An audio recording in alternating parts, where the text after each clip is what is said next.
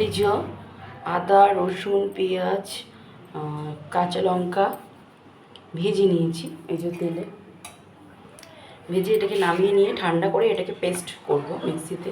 আর এই যে ডিমগুলো সেদ্ধ করে নিয়েছি। আগে চলুন বন্ধুরা পেস্ট করে নিই, তারপরে দেখাচ্ছি। আর এর সঙ্গে দিয়ে নিচ্ছি বন্ধুরা কটা কাজু আর কিশমিশ।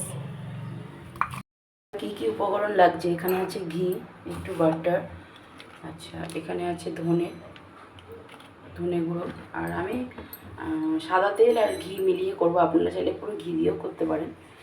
আর এখানে আছে গোলমরিচ, একটু গোলমরিচ দিলে ভালো লাগবে খেতে, একটু ঝাল ঝাল। আর এক ছিটে দেবো এখানে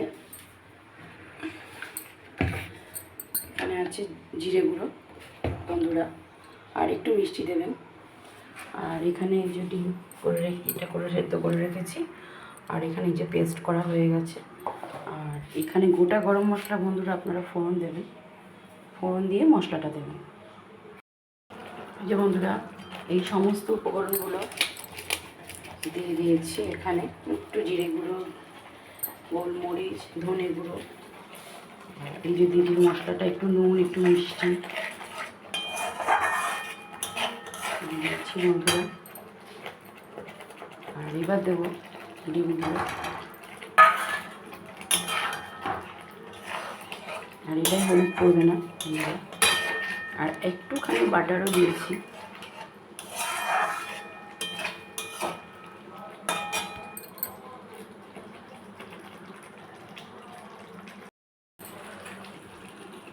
বন্ধুরা এখানে আমি একটুখানি দুধ এর সাথে দিচ্ছি, একটুখানি অ্যাড করে নিচ্ছি।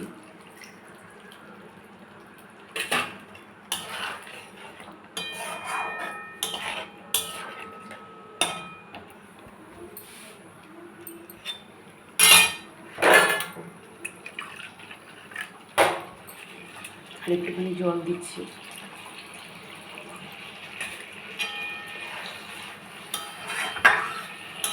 নামানোর সময় একবার ঘি, আর ঘরে ক্রিম থাকলে ক্রিম, আর একটু গরম মশলা দিয়ে দেবেন। যে বন্ধুরা আমাদের ডিমের কোরমা হয়ে এসছে।